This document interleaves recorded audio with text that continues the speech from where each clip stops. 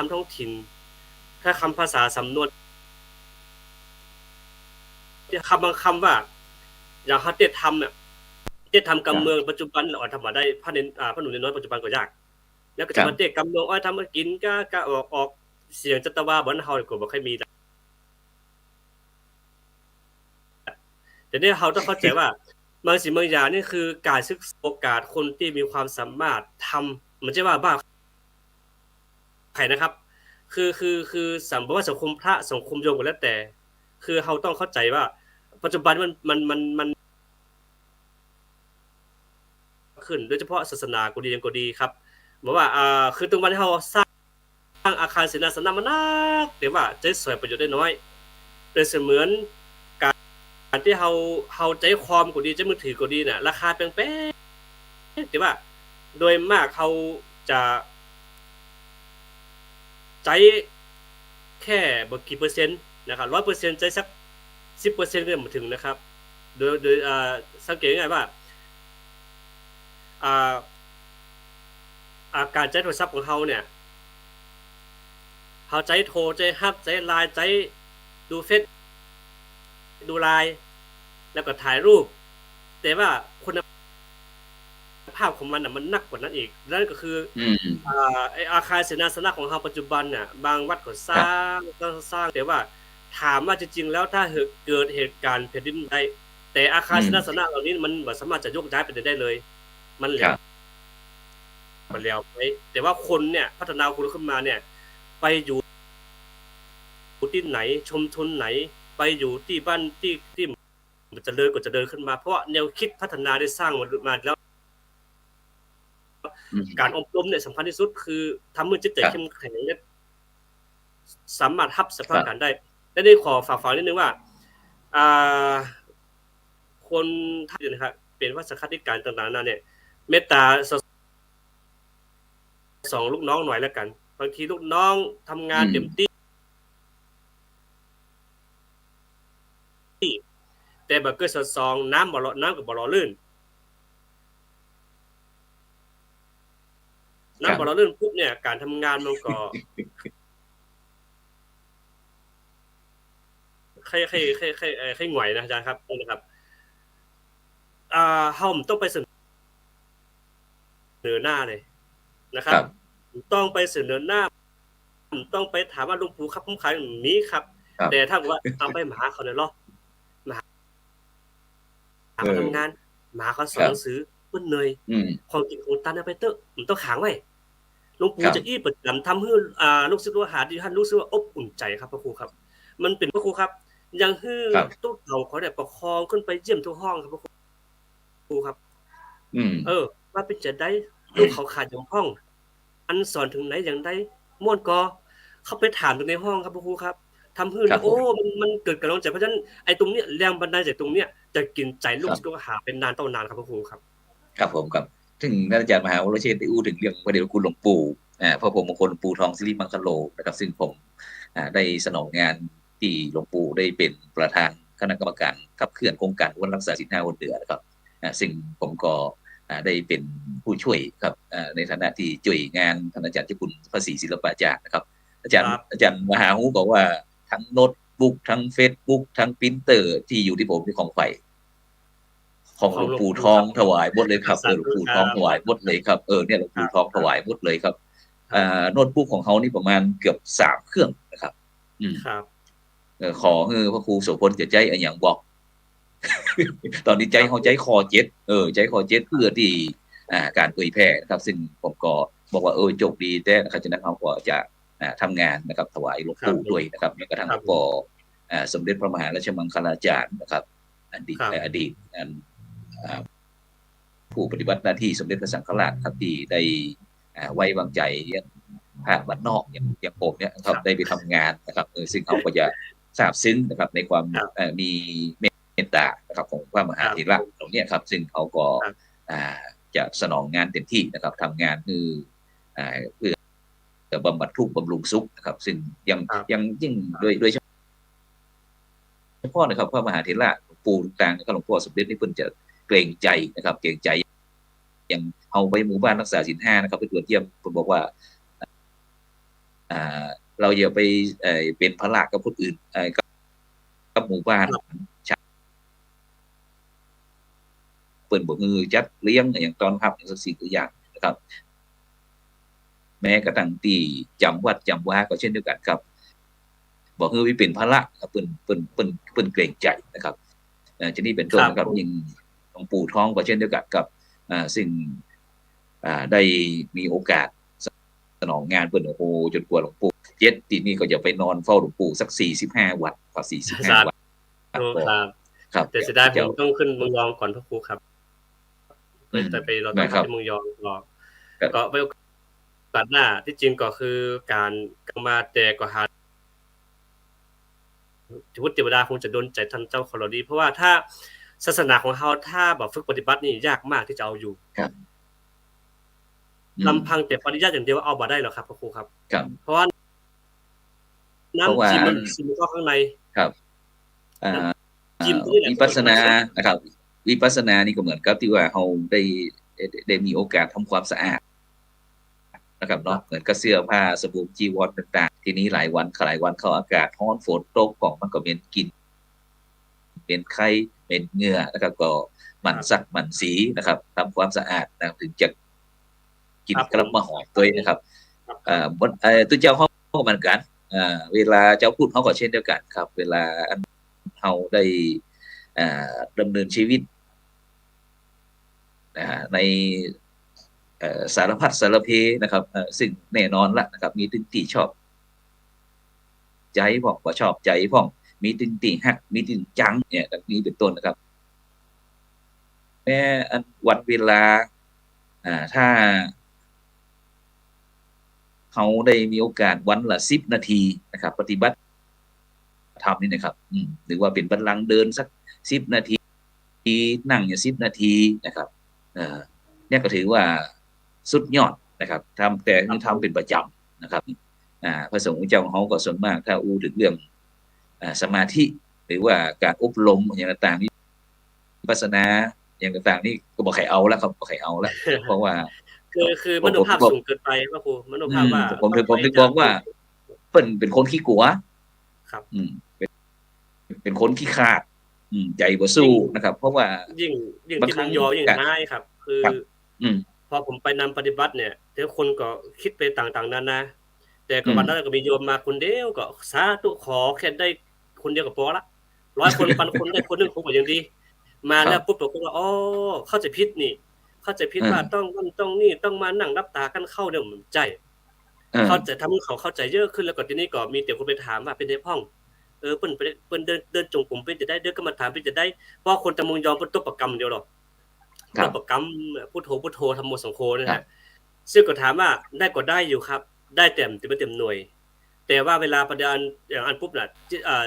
จิตของจิตก็ดีมันก็ดีบ่อยู่ที่รูปกรรมแต่จิตมันยังลอยได้อยู่ยังไปอย่างอื่นอยู่ดังนั้นพอมีคนมาปฏิบัติ1 คนก็มีทุกคนไปถามสาธุอย่างน้อยก็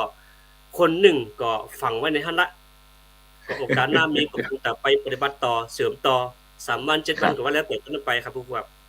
ครับผมนี่ก็บ่ฮู้ว่าตอนนี้เขาได้อู้ภาษาเมืองภาษาเหนือนะบ่ฮู้ว่าพี่น้องบรรดาท่านผู้ฟังท่านผู้ชมที่ติดตามว่าจะเป็นคุณโยมสมมาตรดำรงบอกว่าโยมสาวมาฟังจากอสีบรรพตจังหวัดพัทลุงเจ้าค่ะคุณหมอกมานกโกลพัฒน์นะครับคุณวิโรจน์วงพรมแล้วก็คุณไพศาลศรีสมยาแก้วอินสมกุยากศนย่าหญิงคุณโยมวรรณพรสุนัยคุณนิรันดร์คุณสุวรรณปีแดงต่างๆเนี่ยผมว่าจะฟังภาษาเมืองออกของกอกสามารถที่จะส่งข้อความอินบ็อกซ์มาได้เลยจากจะเรื่องอะไรท่านอาจารย์มหาแล้วมหาโอรเชษฐ์มหาวิโยพร้อมกับอาตมาภาพก็สามารถที่จะส่งข้อความต่างอินบ็อกซ์ได้นะครับจากนั้นก็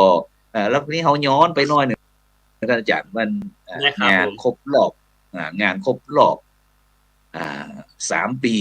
ย่างเข้าปีที่4จำทำไมเป็นทีมทีวีออนไลน์ของเขานะครับซึ่ง ปีนี้ก็ท่านอาจารย์ดรนาทีวิทย์นะครับพร้อมถึงคณาจารย์ของเรานั้นก็ได้เตรียมนะครับเตรียมงานนะครับซึ่งเมื่อกี้นั่นก็หลวงพ่อแดงนะครับพระครูพิสิทธิ์ประชานาถนะครับหลวงพ่อดรแดงเมื่อกี้ก็นึกว่าจะออกวันพุธนี้นะครับรายการแต่เป็นการฉลองพอดีหลวงพ่อเป็นห่วงหลวงพ่อดรแดงวันพุธนี้จะขอสแตนบายไว้ก่อนนึกว่าออกวันพุธนี้นะครับแต่เป็นงาน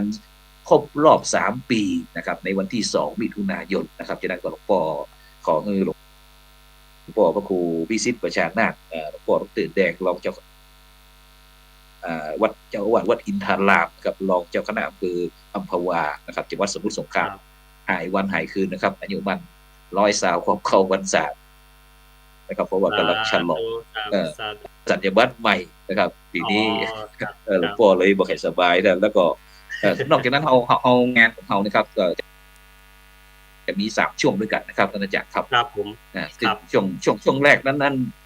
ตั้งแต่1 ทุ่มเนาะ1 ทุ่มถึง2 ทุ่มอาจารย์มหาไทยท่านอาจารย์พระมหาชันชัยพงศ์ปริศพร้อมถึงท่านอาจารย์จตุรงค์ชูศรีหลายท่านก็คงจะได้อู้จากันได้อู้จากันเกี่ยวกับเรื่องอย่างก็เกี่ยวกับไอ้วันวิสาขบูชาวันวิสาขบูชาครับแล้วก็เป็นช่วงที่2นั้นก็จะเป็นรายการของผมก็ได้กราบนิมนต์อย่างท่านหลวงพ่อพระครูพิสิทธิ์ประชานาถหลวงพ่อดรแดงนี่นะท่านอาจารย์เจ้าคุณพระศรีราชสมาจารย์บุญนีครับท่านอาจารย์พระครูโสพลปริยสุธีรสดรนะครับจากวัดพะเยาครับท่านอาจารย์ใครนี่ท่านอาจารย์มหาจิตรการพี่ปุญโยปูโพธิวีรกุลนู้นนะครับประมาณเกือบ20นะในการเอานี่เราโอ้ยจะแต่วันนั้นท่านอาจารย์ดรนาทีวิทย์เซลอยู่บอกว่ามีเวลาชั่วโมงเกิดแต่คนเป็น20อยู่จริงๆว่าดีครับครูครับคืออย่างน้อยครูบาอาจารย์ของเรามารวมกันจุดนี้จะทำให้พลังพาวเวอร์ของคณะสงฆ์ของเขามีนักขึ้นครับจริงๆก็คือถ้าสามารถขยายคืออาจจะเป็นวันตั้งแต่วันที่1ไปอีกช่วงนึงวันที่2อีกช่วงนึงก็ได้แต่เขาก็ถือว่านี่แหละคือความสำคัญของเขาพระสงฆ์เขาต้องนำตังพระสงฆ์เขาต้องเป็นแกนนำครูบาอาจารย์ต้องเป็นแกนนำในการที่จะจักจูงญาติโยมก็ดีในการที่จะดึงพลังจิตพลังใจของเขามาอยู่ตรงนี้กองสามารถใจภาษาว่ามากองอยู่ที่ทำพิธีของเขาครับครับก็โดยเฉพาะของเขานอกจากที่เขาจะมีเขายังมีพระธรรมทูตสายต่างประเทศนะครับคณะครูบาอาจารย์ก็ท่านอาจารย์เจ้าคุณพร้อมถึงหลวงปู่เขียวอย่างต่างๆครับประเทศสวีเดนพ้องเยอรมันพ้องสหรัฐพ้องอังกฤษพ้องนะครับซึ่งเปิ้นก็ได้มาร่วมกันครับได้มาร่วมรายการเขาเช่นเดียวกันครับซึ่งตั้งจ้องทำมาเป็นทีมเขาก็คือเขาอยากจะพัฒนาพระสงฆ์นักเผยแผ่โดยเฉพาะเรื่องการใช้เทคโนโลยีอย่างต่างๆเหล่านี้ครับเอามาใช้เพื่อมันจะได้ทุนแรงครับท่านอาจารย์ครับเพราะว่ามันจะเหมือนกับที่สมัยก่อนนะเขาจะหันหลวงปู่พุทธทาสพิขุเนาะหรือว่าหลวงพ่อปัญญาหลวงพ่อปัญญาพ่อแม่กระทั่งหลวงปู่ฟูอัตตสิโวนะครับหลวง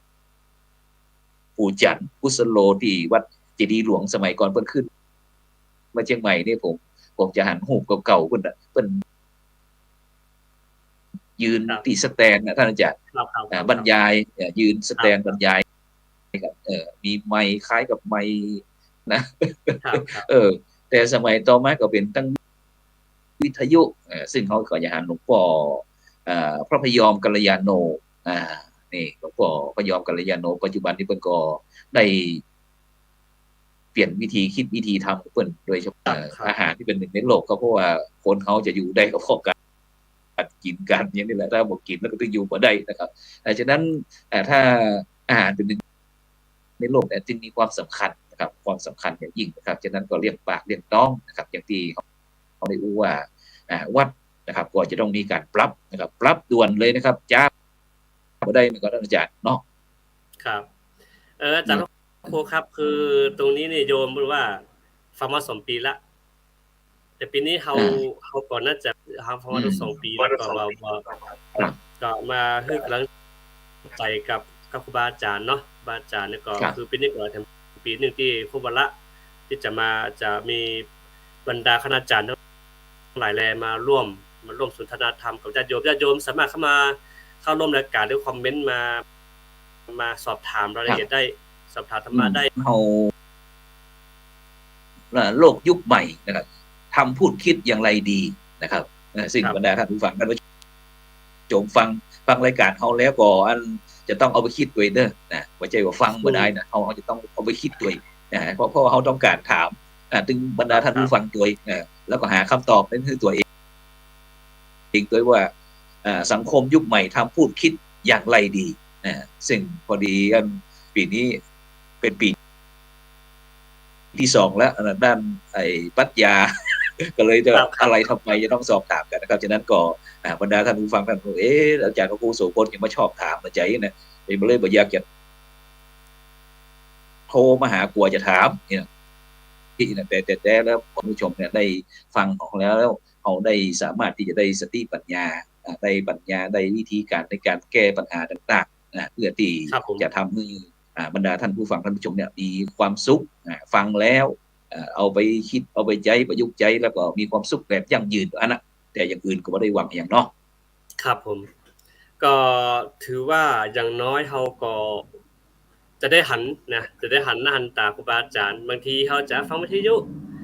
จะจำได้หันหน้าหันตากันนี่เนาะบางทีก็อย่างท่านครูบาอินทร์เนี่ยเมื่อก่อนญาติโยมก็บ่ได้หันหน้าหันตาฟังก็เสียงเปิ้นนี่นะครับแต่ปัจจุบันนี้ผมมาปรับเป็นมาปรับเอาลงทางก็คือว่าทุกวันตอนเช้าก็เฮาก็บันทึกเป็นคลิปวิดีโอไว้ก็มาลงเพจก็ทำให้ญาติโยมก็ได้หันหน้าหันตามากขึ้นก็ดีใจต่อกันแล้วก็โอกาสครบรอบ3ปีเนี่ยครูบาอาจารย์ทั้งหลายบอกว่าอเมริกาสวีเดนเนเธอร์แลนด์อังกฤษตอนนี้ก็จะมาร่วมตรงนี้ก็ศรัทธาญาติโยมทั้งหลายก็มีโอกาสที่จะได้หันหน้าหันตาเนาะหันหน้าหันตาครูบาอาจารย์ว่านี่เป็นจะได้ครับคือแล้วก็ธรรมะแต่ละท่านแต่ละองค์ก็บ่เหมือนกันความเข้าใจธรรมะเนี่ยก็จะเหมือนกันแต่ข้อคิดข้อธรรมเหล่านี้ก็ในวันที่2เนาะวันที่2มิถุนายนนี้ก็ร่วมสนทนาธรรมกันได้ตั้งแต่ 7:00 นมื้อค่ำนะไปถึง 11:00 นมื้อคืนกับหรือว่าจะตี 1 ตี 2 ตี 3ก็แล้วแต่ตัวลงของเราเองครับผมครับซึ่งวันพรุ่งนี้ครับวันพรุ่งนี้ก็อย่างที่ท่านอาจารย์มหาวชิรได้พูดที่บอกว่าตรงนี้กำลังติดตามพระนักสื่อสารครับพรุ่งนี้เขาก็จะได้พบกับนักสื่อสารเช่นเดียวกันครับเพราะว่าพระนักสื่อสารของท่านอาจารย์ดร.นี่ครับซึ่งเขาก็จะไปร่วมครับวันพรุ่งนี้เขาก็จะมีการไลฟ์สดนะครับเกี่ยวกับพระนักสื่อสารด้วยคืนพรุ่งนี้เขาจะคุยกันครับเพราะว่าตอนเนี้ยทางพระนักสื่อสารของเขานี้ได้มีโครงการทำพระธรรมสร้างสุขนะครับซึ่งได้เล่าเรื่องราวของเบญจศีลเบญจธรรมนะครับผ่านวิถีชีวิตนะครับของพี่น้องชุมชนกลุ่มชาติพันธุ์นะครับที่ตำบลเกาะแขกกับอำเภอแม่แจ่มนะครับจังหวัดเชียงใหม่ของเขาที่มีการพยายามฟื้นฟูเรื่องป่าจากป่าข้าวโพดนะครับมาเป็นป่าเกษตรแบบผสมผสานนะครับวันพรุ่งนี้เขาก็จะเอามาอู้กันแล้วก็จะมีเป็นหนังสั้นเป็นตอนๆไปนี้ก็จะเกี่ยวกับเรื่องพระธรรมจาริกนะครับพรุ่งนี้อาจจะได้มีตอนนี้เขากำลังทดลองฉายนะครับตอนนี้ผลิตสื่อมา5 ตอนครับตอนนี้ทั้งบริษัทต่างๆก็ซื้อไปนะครับซื้อไปลิขสิทธิ์ก็ซื้อลิขสิทธิ์ไปนะครับฉะนั้นก็พยายามที่เขาจะเชื่อมกับช่องทำมาเป็นทีมทีวีออนไลน์ของเราเนี่ยนะครับพี่น้องพุทธศาสนิกชนบรรดาท่านผู้ฟังนั้นได้ประโยชน์นักกว่านี้ก็นะครับฉะนั้นก็บรรดาท่านผู้ฟังท่านผู้ชมก็จะต้องนะครับจะต้องช่วยกันนะครับประชาสัมพันธ์สื่อของเรานะครับจ้องนักนะครับฉะนั้นก็ในค่ำคืนวันนี้เวลาหมดเวลาแล้วนะครับนะครับฉะนั้นก็จำเป็นที่จะต้องนำรายการนะครับจากบรรดาท่านผู้ฟังท่านผู้ชมไปก่อนวันพรุ่งนี้เขาก็พบกับพระนักสื่อสารนะครับพระธรรมสร้างสุขนะครับสำหรับในคำนี้การขอบคุณท่านอาจารย์มหาวรเชษฐ์ภาวิโยกับบรรดาท่านครับสาธุครับสาธุนะครับมีเงินใจนะครับไร้โลคาพยาธิประเจ็บประจนร่ำรวยพูดคนสำหรับในคำคืนนี้ขอกล่าวคำว่าสาธุครับ